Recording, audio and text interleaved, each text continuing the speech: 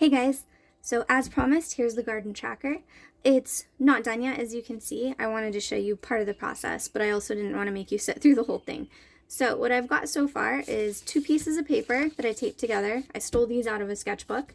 And then I am using, so far, just pencil and then a pigment liner, like a Micron pen. Once this ink dries, it's waterproof. And so I thought that would be handy because I'll be taking this outside with me and I'm sure to get it wet at some point. So I wrote down my zone, mostly for your guys' reference. I'm USDA Zone 9B and then Sunset Zone 14.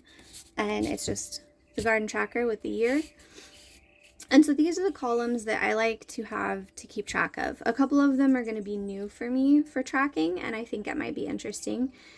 And so I start with the plant type, like tomato, cucumber, whatever, just generic type, then the specific variety, the date that I seed it, whether it's direct seeded or in a flat or some other type of container, the expected date of maturity or how long it should take to maturity, the expected germination, and then the actual germination date. Why do I have location? Don't need a location for germination. Just the date. All right. The potting on date, if it's applicable. So like if I am transplanting something, I'm going to need, not transplanting, if I'm going to sorry, my poor brain.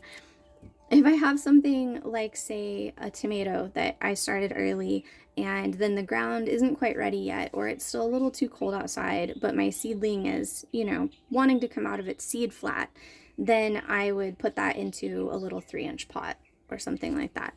And so that would be the potting on date. Then once they go into the garden, that's the transplant date, and I'm going to mark the bed or other location that they end up in. Type of fertilizer that I use, this is the new one for me, the fertilizing, because as I've been very haphazard with that in the past, and so I'm going to try to actually pay attention and keep it on my calendar and do a good job this year. So the fertilizer bag that I have has 2 different feeding times for the season, so I only have 2 columns.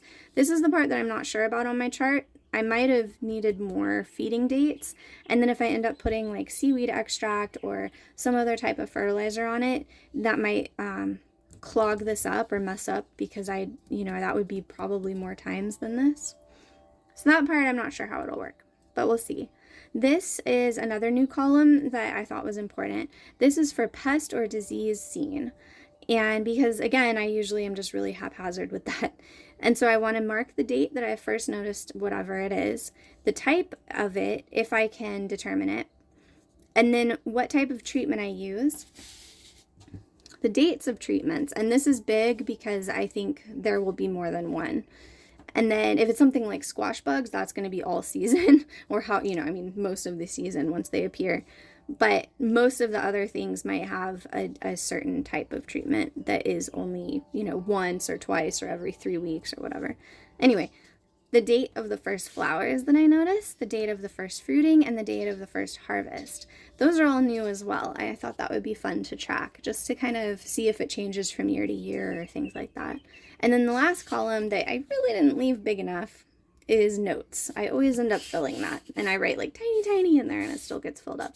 So anyway, moving on, I have my specific varieties here, and then I have on this page the generic categories. So that's what I'm going to start with, is those, and I want to count the number of varieties that I have, and I'm going to write it on the plant type first. Or no, sorry. Don't listen to that. I'm going to count the number of varieties I have so that I know how many lines I need to make. So I'm going to start with that. I'm going to move the camera.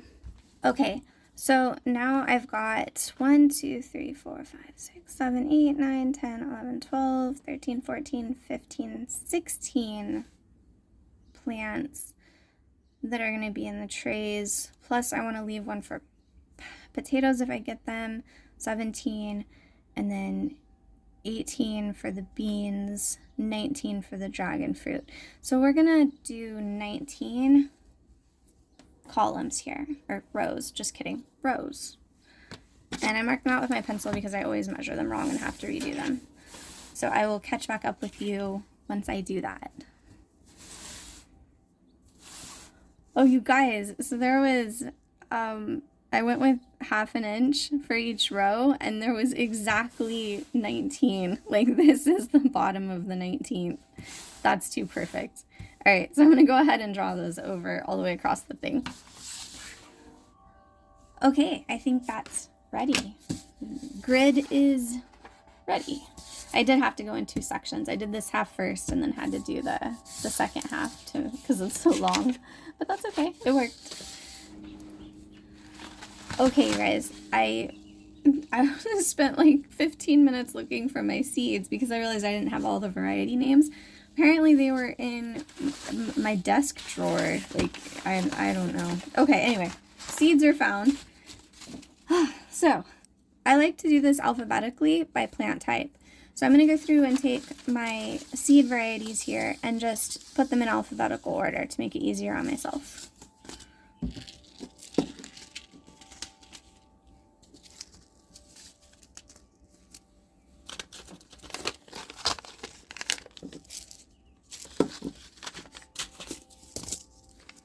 Okay, so there's all the seed packets laid out alphabetically. So now I'm just going to go through and put them in the plant types category and then also do the varieties at the same time, those also in alphabetical order for their plant. So first up is basil. And the variety for that is Genovese. And then I'm going to fill the rest of these out until I get to one that has a double variety, and I'll just show you that real quick, how I do that one. Okay, so for the dragon fruit, because I forgot to account that I had 2 different varieties, I just divided that one in half. And then for ones that I remembered I had a couple of varieties, I just put the little quote mark there under it, and so I'll have the Anaheim and then the Etuda.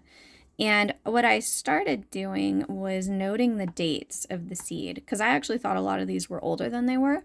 And seed is usually generally good for about 5 years, I think. And so for most of these, they're pretty good. I did have, oh, I forgot that one. I did have some that were quite a bit older. My Anaheim from 2013, Sunflower 2017, and then the beans from 2012 that I made an asterisk next to because I will have to sow a lot more of those than I realized because the germination rate will be so low. Okay, so I folded it up here, and I think I'm just going to have it kind of be able to unfold like an accordion, and that way I can keep it up in a Ziploc or something. You fold it up by the garden so that I have it out there with me. But I think that's it for today. See you guys next time.